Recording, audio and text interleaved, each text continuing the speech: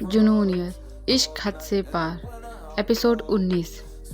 मीरा के घर में। टीना के चाचा जी और मीरा टीना के घर न आने की वजह से बहुत परेशान थे। टीना के चाचा जी वो तो पुलिस स्टेशन भी जा चुके थे, लेकिन पुलिस वालों ने उनकी रिपोर्ट इसलिए नहीं लिखी कि अभी लड़की को गायब हुए 24 घंटे नहीं हुआ है। जाइए और 24 घंटे बाद आइएगा, तब तक हो सकता है आपकी भतीजी खुद ही वापस आ जाए। चाचा जी को उन पुलिस वालों पर बहुत गुस्सा आ रहा था, लेकिन वो कुछ कर भी नहीं सकते थे, इसलिए वो मन महसूस कर रह गए। पुलिस स्टेशन से बाहर आने के बाद वो वहीं स्टेशन की सीढ़ी पर धम से बैठ गए। वो पूरी तरह से हताश और निराश हो चुके थे।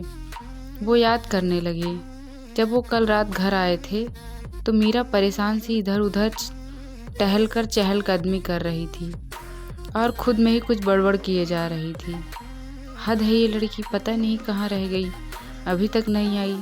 बोल कर तो गई थी कि थोड़ी देर में आ जाएगी, थोड़ा सा काम है, पता नहीं कहाँ है, कहीं कोई मुश्किल में तो नहीं।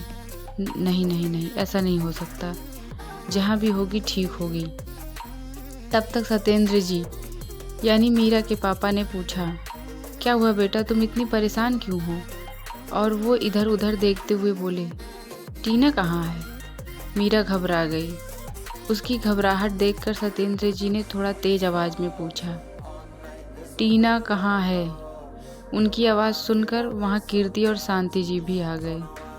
शांति बोली, क्या हुआ, क्यों गुस्सा कर रहे हैं बेचारी बच्ची पर? टीना कहाँ है? उन्होंने शांति से भी पूछा। मीरा ने डरते डरते सत्येंद्र जी को सारी बात बता दी। उसकी बात सुनकर सत्येंद्र जी बहुत ही ज़्यादा परेशान हो गए। कीर्ति मन ही मन सोचने लगी, आज तो टीना की बैंड बज गई है। आज जब सिवाय टीना को लेकर गया था तो कीर्ति अपने बॉयफ्रेंड के साथ वहाँ से चली आई थी। कीर्ति ने भी टीना के लिए परेशान होने का ढोंग करते हुए कहा। वो अपने मगरमच्छ के आंसू गिराते हुए बोली, पापा टीना ठीक तो होगी ना? मुझे उसकी बहुत चिंता होती है। कीर्ति टीना से नफरत तो बहुत करती थी, लेकिन ऊपर से टीना से वो हमेशा एक सॉफ्ट बहन का बिहेव करती थी, इसीलिए उसका असली चेहरा कोई नहीं जानता था। शांति ने भी मन ही मन सोचते हुए कहा, तुम्हारी लाडली को तो बहुत शौक था ना दूसरों के घर में घुसने का, अब तो वो जहन्नुम के तो दर्शन कर ही चुकी होगी। चाचा जी भी वहाँ पुलिस स्टेशन से घर आ गए। उन्हें अपनी लाचारी पर बहुत ही ज़्यादा गुस्सा आ रहा था। ओबरॉय मेंशन में सब लड़के बहुत खुश थे, क्योंकि उनका सन की बॉस शादी करने वाला था। सबसे ज़्यादा तो पूरे घर में उछल कूद ओमी ने मचा रखी थी। दूल्हे से ज़्यादा तो वो खुद एक्साइटेड था, क्योंकि उसके इकलौते भाई यानी शिवाय सिंह ओबराय की शादी हो रही थी। आज सुबह ही शिवाय ने सबको बता दिया था कि वह कोर्ट मैरिज करेंगे, और अभी वो लोग अपने शादी को पब्लिक नहीं करेंगे, क्योंकि टीना भी पढ़ाई कर रही है और बाहर के लोगों से भी उसको खतरा है। अगर सबको पता चल जाएगा तो उसकी पढ़ाई पर और उन लोगों से भी उसको प्रोटेक्ट करना मुश्किल हो जाएगा। टीना ने भी जैसा शिवाय कहता गया वैसा वैसा करती गई, और शिवाय और टीना की कोर्ट मैरिज कुछ ही लोगों की मौजूदगी में हो चुकी थी। शिवाय के क्लोज फ्रेंड और ओमी के कुछ क्लोज फ्रेंड ही वहाँ पर आए हुए थे। शिवाय को छोड़कर बाकी सब पीकर टुन पड़े थे, जैसे शिवाय की नहीं उन्हीं लोगों की शादी हुई हो।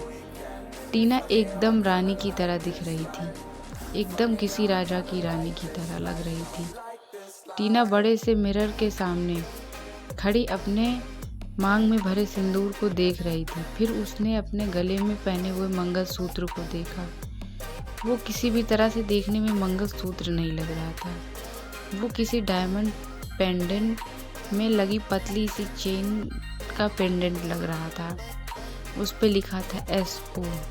वो उसे पकड़कर मुस्कुराने लगी और सोचने लगी, सर का नाम क्या है?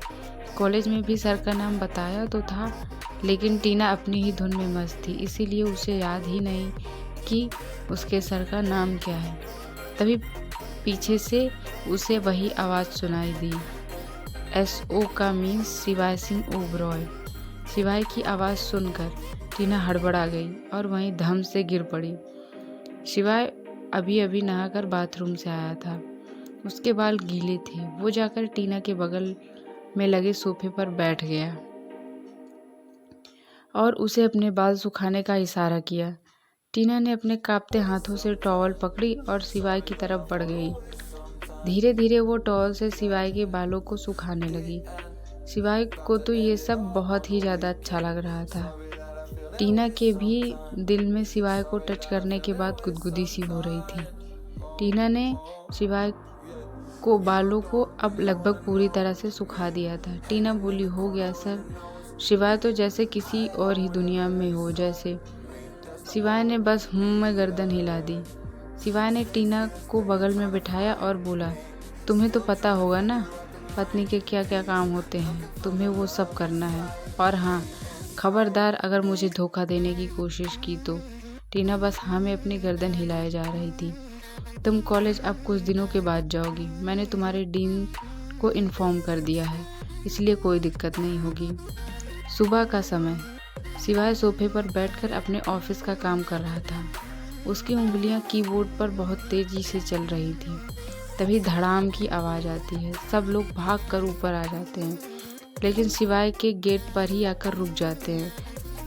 अरे, अब तो शिवाय की शादी हो गई है, अब ऐसे उसके कमरे में जाना ठीक नहीं है, ओरियन बोला। ये किसी और मामले की है, अथर्व बोला। तुम्हें बड़ा पता है। खुद तो सिंगल पड़े हो, हम सबको पता है।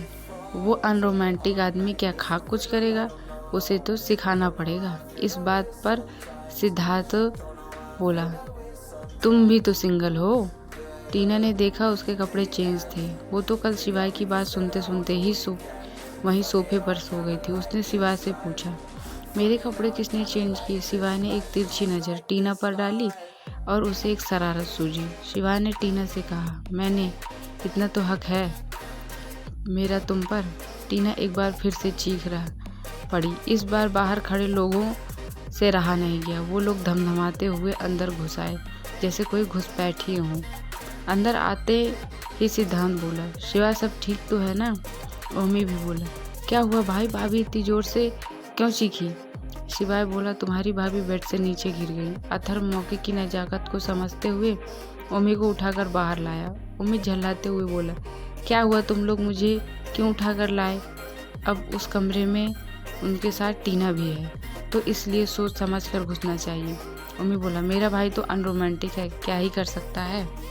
आगे की कहानी जानने के लिए हमारे साथ जुड़े रहें, और अभी तक मेरे चैनल को सब्सक्राइब नहीं किया है तो जल्दी जल्दी सब्सक्राइब कर लीजिए। Thank you my YouTube family.